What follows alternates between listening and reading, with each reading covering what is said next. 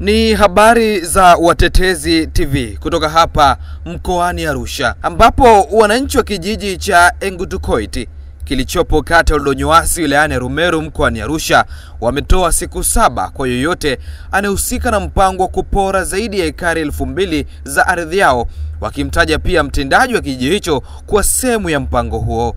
Katika mkutano wa hadhara uliohudhuriwa na kaimu katibu tawala wa Rumeru Japhet Ngwirana, wananchi walieleza kuwa serikali ya kijiji kupitia kwa mtendaji imefoji muktasari wa kikao kwa lengo la kuhalalisha matumizi ya ardhi hiyo kwa ya mtu anajulikana kwa jina la Batilda Buriani.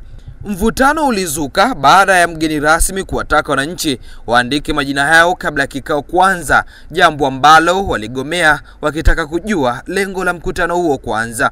Baada ya hali kuwa tete, mgeni rasmi alifanya kikao kifupi na ujumbe aliokuja nao, kisha aliporejea aliomba zoezi la kuandikisha majina lifanywe na watumishi walioambatana naye, lakini wananchi walikataa tena wakisema hawana imani na mtendaji wa kijiji. Jaribu la mwisho lilikuwa ni kutaka muktasari usomwe mbele ya wananchi, lakini wakakataa kwa mara nyingine katu, wakidai muktasari huo umefojiwa kwa lengo la kumnufaisha mtu wanayesema hawamfahamu anaitwa Batilda. Kutokana na sintofahamu hiyo, mgeni rasmi alilazimika kuahirisha mkutano na kuondoka. Hata hivyo, baada ya kikao hicho kutamatika, viongozi wa kimila wanajulikana kama Legwanan wamesema endapo hatua hazitachukuliwa ndani ya siku 7 watapasua chungu, ishara ya onyo kali la kijadi dhidi ya wale wanaotaka kunyang'anya ardhi yao. Jamii hiyo ya Kimaasai imemuomba mkuu wa mkoa wa Arusha Paul Makonda pamoja na Rais wa Jamhuri ya Muungano wa Tanzania Samia Suluhu Hassan kuweza kuingilia sakata hilo na kuwasaidia kutatulia mgogoro huo, ambapo wanaeleza kuwa ardhi hiyo ndio tegemeo kubwa kwa ajili ya malisho ya mifugo yao, kwani wanategemea ufugaji kama njia pekee ya kuangizia kipato na kuendesha maisha yao ya kila siku. Wilaya ya Rumeru ni mojawapo ya wilaya za mkoa wa Arusha ambazo zimekuwa zikikumbwa na migogoro mara kwa mara. Nitakachomwambia mimi kikao au mkutano huu mkuu, mmeshaona wenyewe kwa macho yenu na mmesikia kwa masikio yenu ya kwamba serikali yetu wameenda kuungana na mtendaji ambayo mnamo tarehe 14 mwezi wa 5 mwaka 2024 aliandika muktasari forgery, akaenda kusaini majina ya watu, akapeleka kwa Dr. Matilda ambaye ni mkuu sasa hivi wa Tanga, wa mkoa wa Tanga. Baada ya kupeleka kule, ikaenda kurudishwa hiyo muktasari kwamba tumekubali, kwamba Engutukoit wamekubali kwamba wanalo eneo la Mama Tilda, kitendo ambacho sio kweli. Baada ya hapo, mkuu wa wilaya alifika hapo ofisini, akaja kuhakiki, akawalazimisha serikali wa kijiji wakae, akaja akakutana nao, wakaandika majina yao. Baada ya kuandika majina yao, walifananisha na majina yaliyoandikwa na masaini, wakasema kweli muktasari huu ni forgery. Sasa aliposema ni forgery, akamwambia mkuu wa kitengo cha TAKUKURU kwamba shughulikia huyu mtendaji. Lakini leo hii simeona kwamba mtendaji ameletwa hapa. Baada ya kuletwa mtendaji hapa, hajapelekwa mahali yoyote. Ina maana wanajuana, wanataka tu kufanikisha lengo. Sasa sisi kama wana wa Engutukoit tunatangaza katika mkutano huu mkuu wa kijiji kwamba kuanzia sasa tunapasua chungu, kwa sababu serikali yetu ambayo anaongozwa na Samia, Dr. Samia, na chama chetu cha Mapinduzi mpaka sasa hivi hawajachukua hatua yoyote huyo mtendaji, wala kuangalia kwa jicho lingine huyu mama ambayo anakuja kutunyang'anya ardhi. Basi na sisi tunamkimbilia Mungu, kumuita Mungu na kupasua chungu ya siku 7 kwa yule atakayoshiriki ndani ya kijiji na nje ya kijiji. Kwa kweli hiyo chungu itamkuta na itammaliza yeye na watoto wake. Nikimalizia hapo, nasema kila baba, kila mama aongee na vijana wake, aongee na mke wake, aongee na bwana yake kama amehusika katika matendo hayo. Kitendo cha kuuza ardhi ya Engutukoit, mara moja aje kutuambia ili tumuondoe katika laana hiyo na listi hiyo ya wale watakaopasuliwa chungu. Asante sana.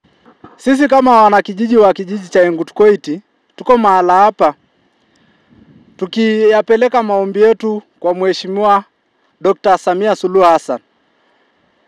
Tukianzia ngazi ya mkoa, kwa sababu kuanzia huku chini halmashauri tunaona hii hali imeshawafikia. Lakini kuanzia mkoani mpaka juu kule Dodoma kwa rais, naona kama swala hili bado hawajalipata. Sisi wanakijiji wa Engutukoit tumekuwa tukinyanyaswa na tajiri mmoja aliyejitokeza na kujimilikisha ardhi yetu. Sasa sisi kama wanakijiji wa kijiji hichi cha Engutukoit tumesimama mahali hapa tukikanusha kwamba hatumtambui Matilda. Hatuna shamba la mtu yoyote katika ardhi hii. Tangu enzi za mababu yetu hatuna shamba la mtu yoyote hapa. Sisi tumekuwa tukiishi hapa na hatukuwa na mmiliki yoyote mwingine ila sisi tuliokuwa tumezaliwa hapa. Sasa sisi tunakuomba rais, mkuu wa mkoa wa Arusha, tunakuomba ujumbe huu kufikie.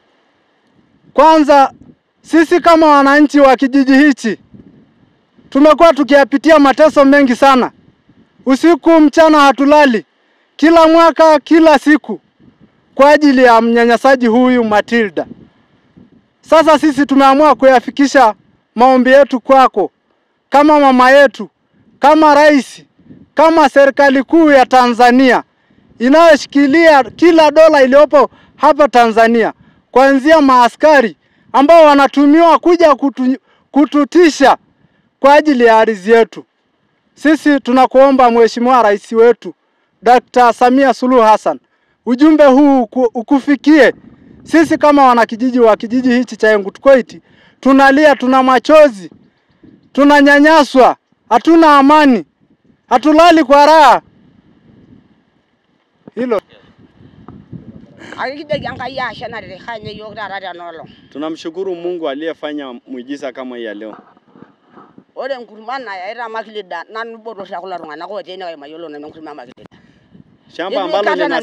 Shamba ambalo linasemekana liko hapa ya Matilda, mimi sijui, nadhani mnaponiangalia hapa mimi ndio mkubwa katika watu wote walio hapa. Lakini mimi sijawahi sikia. Na ya Engutukoit ato iwe kinano. Na mimi nimesaliwa hapa Engutukoit. Na nyero inyeki papa. Na ndo amesaliwa babangu. Oyeyo. Na mama yangu. Wangara inei. Na watoto wangu. Paga amala dina bangila robigo nano na maninga ya nkurumana Matilda. Miaka hizi ambayo nimeshakaa kama ninaye miaka 80 na sijawahi kusikia shamba la Matilda, singekuwa nimesikia kutoka kwa wazao wangu. Mtu aliyeshiriki kuuza ardhi yetu ya watoto wadogo na wakubwa. Na Mungu ndo ametupa. Kwa sababu ardhi ni ya kwetu dakika ya kwanza hadi ya mwisho mpaka leo. Wale la tungani oyolo kwa won. Nedanya kola na modi. Yadanyi. Ada wana danya dana na narmana.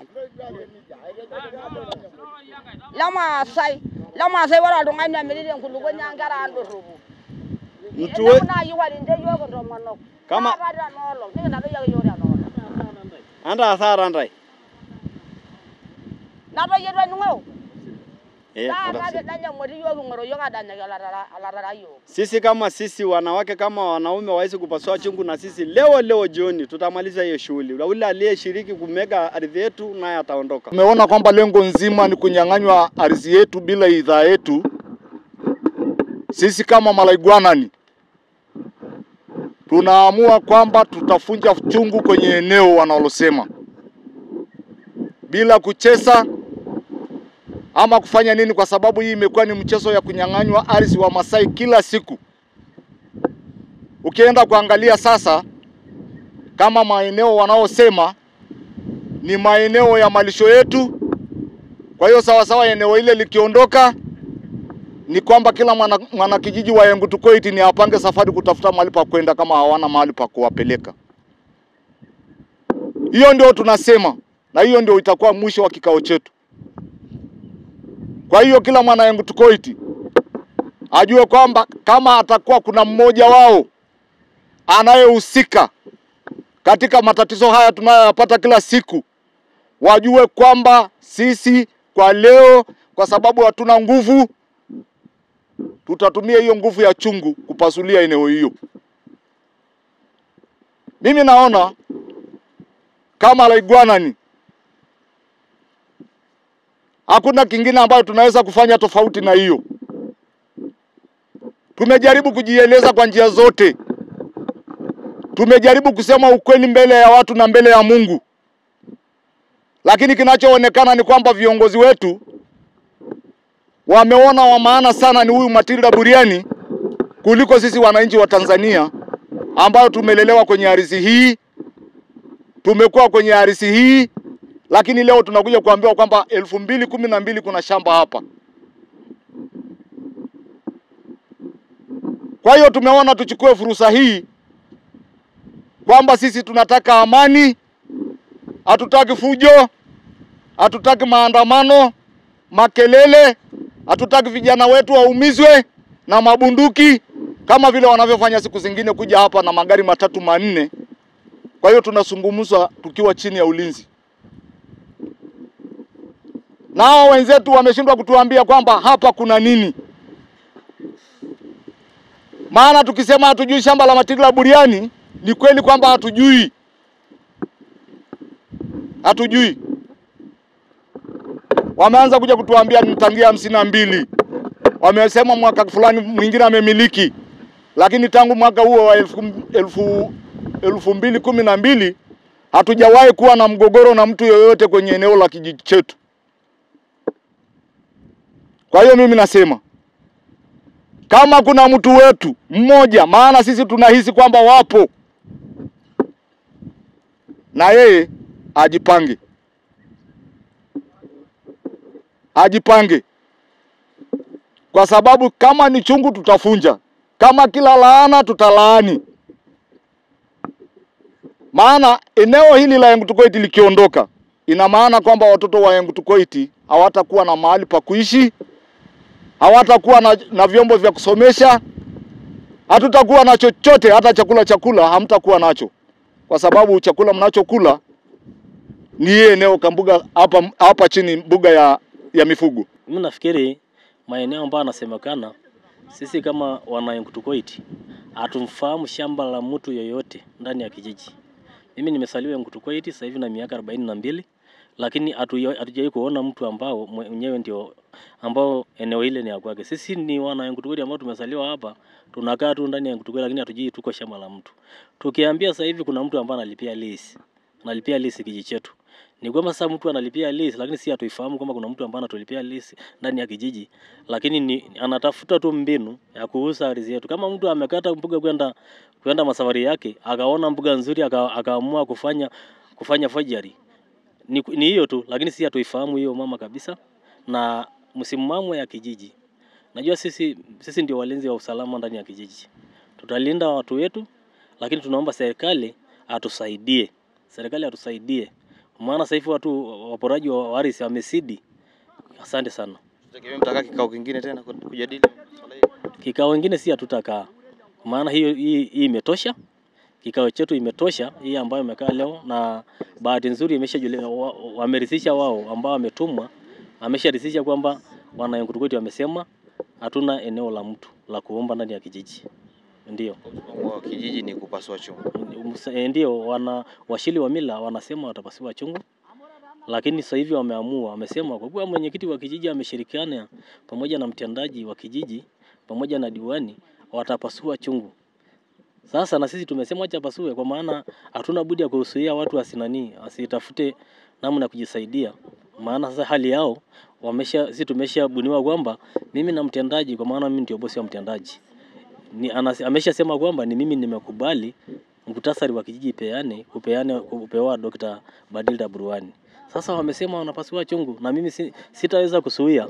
Sitaweza kusuia kwa maana na mimi sasa hivi natuhumiwa kwa ajili ya kusemekana mimi ndio nimeruhusu mtendaji afanye mambo kama haya. Hayo niliyoyapata kwenye mkutano huo inabaswa nimfanyaje?